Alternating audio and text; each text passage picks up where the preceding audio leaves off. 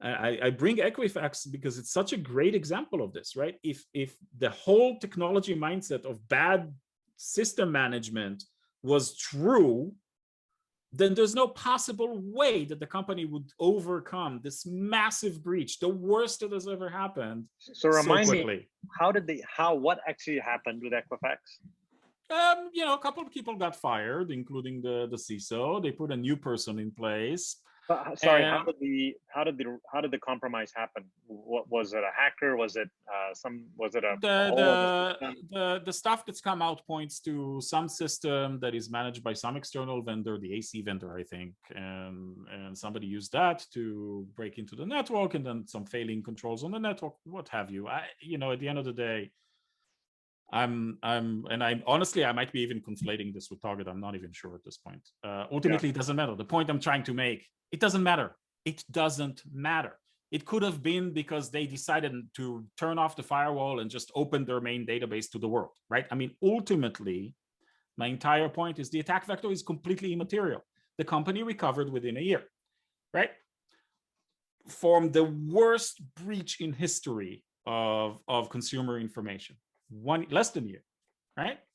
So, if I see that rationally, if I look at that rationally, I have to say, maybe the model where, hair on fire model, chicken with its head cut off running around model, maybe is not the right one.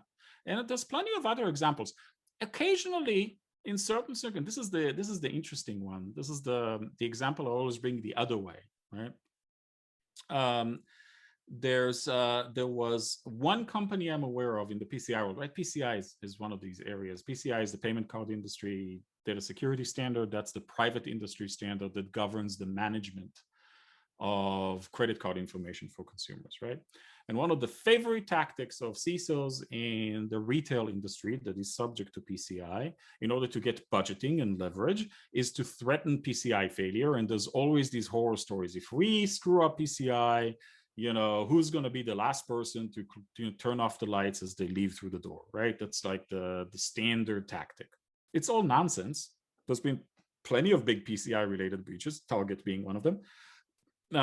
Companies still operate just fine, right? Ultimately, TJ Maxx, all of, right? I mean, it's not really impacting anybody in a business sense. It's uncomfortable for the folks involved in the breach and having to manage it, but for the business, it seems to be just an event that everybody overcomes, except that there's one example where he didn't, right? And it was a credit card processor called Card Systems, and they actually had to shut down because of a PCI breach, and I think it was 2005. And you will ask me, so what was special about these guys? And I'll answer, because it wasn't consumers that were coming after them after the breach. It was their corporate customers who came after them to exercise all the damages clauses in their contracts, right? And overwhelmed them to the degree that they ended up going bankrupt. And that points you back to the whole legal adjunct approach or view of security, right? If I do a really good job as the CISO for an organization to work with legal and ensure that we don't have ticking time bombs in contracts related to security, that is probably a much better use of my energy than chasing all vulnerabilities to the nth degree. And I know it's going to piss a lot of people off. I constantly get that, right?